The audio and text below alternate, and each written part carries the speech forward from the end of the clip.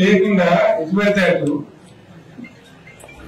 ఎవరో చెప్తే నమ్మి ఓటేస్తే ఏమైంది అనేది మంచి గుణపాఠం తెలంగాణ గ్యారంటీ. మంచిగా సంసారం జరుగుతుంది. దానికి తొగకొచ్చినాం రైతులు మొగత్తలు అవుతుంది, బాకీలు కట్టుకుంటుంది. ఎంతో మంది బాబు సిటీలు వేసుకుంటారు, ఏదో వేసుకుంటారు. రైతు బాధ పైసలు పడితే ఎంత సంతోషం ఉంటుండే. ఆయన మీరు గంగా వేస్తాయి ఇప్పుడు వాడు ఎంత రోజు బాగుంటుంది.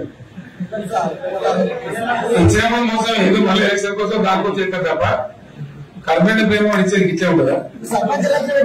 మనం ఉన్నప్పుడు కరోనా వచ్చింది. కరోనా వస్తే రైతు బంధు రావాలి.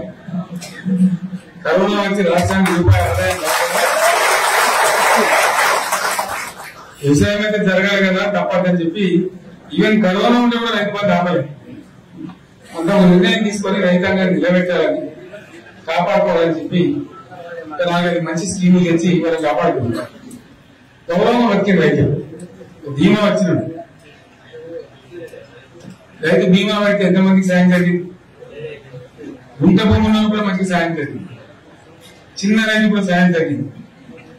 అట్లా అందరికి మనం గొర్రెల కాపలు గొర్రెలేయడం కానీ, చేప పిల్లలు కానీ అనేక రకాల అన్ని వర్గాల ప్రజలను ఎట్లా ఆదుకోవాలని ఆదుకున్నాం. మా తెలంగాణ కదా మేము తెచ్చుకున్నాం కష్టపడి. మా వాళ్ళందరూ పైకి రావాలి. కాంగ్రెస్ గవర్నమెంట్, కాంగ్రెస్ పార్టీ మొదటి నుంచి కూడా ముస్లింలు ఓట్లేసుకున్న తప్ప ముస్లింలకు మనం చేసిందా? ఇమాం మౌజాలకు మన జీతం ఇచ్చిందా? మన మధ్యలోనే ఫస్ట్ టైం వాళ్ళని గుర్తించి వాళ్ళని గౌరవించుకున్నాం. ముస్లిం మైనారిటీ పిల్లలకు, మన గిరిజన పిల్లలకు, మన ఎస్సీ పిల్లలకు, మన బీసీ పిల్లలకు ఎంత మంచి రెసిడెన్షియల్ స్కూల్ పెట్టుకున్నాం. ముందు తీసుకోవాలి. ఇవాళ మనకన్నా ముందు నాకు బాధ కలిగేది ఏంటంటే చిన్న వర్గాల ప్రజలు కాన్వెంట్ స్కూల్లో చదివించలేదు. వాళ్ళ పిల్లలు కూడా బాగా చదవాలని చెప్పి ఎస్సీలకు, బీసీలకు, గిరిజనులకు, మన మైనారిటీ సోదరులకు గురుకుల పాఠశాల పెట్టారు. అద్భుతమైన చదువు చదువుతున్నారు. ఇవాళ మొత్తం రోజు బడి పిల్లలు విషాహారము, కడుపు నొచ్చుడు, బాధపడు, పువ్వు అన్నం పెట్టుడు. పిల్లలు వెళ్ళిపోతున్నారు. ఆ స్కూల్లో జిల్లాలకు వెళ్ళిపోతున్నారు. తల్లిదండ్రులు కూడా భయపడి తీసుకుపోతున్నారు. ఏం కోరని ఇది నాకు అర్థం కాదు.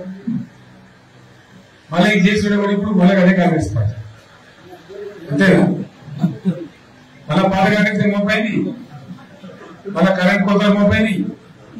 వివేకానికి ఏం గట్టయితే మా చెప్పి ఏమవుతుందో ఇంకా కరెంట్ కోతలు మోపాయి, మంచినీళ్ళు సరిపోతారు. అడిగే నాకు లేడు. ఎవడన్నా గట్టిగా నిలబెట్టి నిలదీసరికి వారికి పోలీసులు నిలబట్టేయడం ఇదేనా రాజ్యం? ఇట్లా ఉందా రాజ్యం? ఎందుకు వచ్చింది ఈ పరిస్థితి? చెప్పాను నాకే గుర్తులేదు. నేనేమంటున్నానంటే ఇట్లా అనేక పనులు చేసుకున్నాం. మనం గోదావరి నీళ్ళు తెచ్చుకుంటాం. నీళ్ళు తెచ్చుకొని మంచి నీళ్ళు సాగు నీళ్ళు కూడా అవుతాయి. మెదకులో ఇంకా ప్రాంతం కొత్త అంటే పాత మెదక్ జిల్లాలో నీటికి మిగిలిన పైసలు వచ్చేట్టు ఎక్కడ నీళ్ళ చేసి పెట్టుకుంది. టెండర్లు పెంచిన పనులు స్టార్ట్ అయ్యి ఉత్తరాలు వచ్చేది, పనులు మొదలుపెట్టింది. ఇవాళ కాంగ్రెస్ గవర్నమెంట్ ఆ టెండర్లు ఎందుకు ఆపింది? సంగమేశ్వర, బసవేశ్వర ఎత్తిపోతల పథకాలు ఎందుకు నిలిపేసింది? ఎవరి కోసం నిలిపేసినట్టు నేను హరీష్ రావు చెప్తున్నా. మీరు రెండు తాలూకాల ప్రజలు కూడా సమీకరించి సంగమేశ్వర, బసవేశ్వర పెద్ద ఎత్తున దండయాత్ర చేయాలి. తప్పదు కదా. కొట్టాలనే తెలంగాణ వస్తుంది. ఇది కూడా రావాలని కొట్టాలంటే ప్రజలు వస్తాయి. సంగమేశ్వర లిఫ్ట్ రావాల్సిందే, బసవేశ్వర లిఫ్ట్ రావాల్సిందే. ఖచ్చితంగా రెండు తాలూకాలు కూడా 1,50,000 నీళ్లు వస్తే పాటలు పడి మనం బతుకుతాం. మరొకటి కావచ్చు, మరొకటి కావచ్చు, కరెంట్ కావచ్చు. తెచ్చుకున్నాం 24 గంటలు కరెంట్ తెచ్చుకున్నాం. ఏమైనా ప్రాజెక్టు చదువుకుంటే నీళ్ళు తీసుకుంటే బంద్ చేసినాం. నీళ్ళు రద్దు చేసినాం. సబ్స్క్రైబ్ చేయండి. Please do subscribe to. Please like, share and subscribe to top Telugu TV. Top Telugu TV.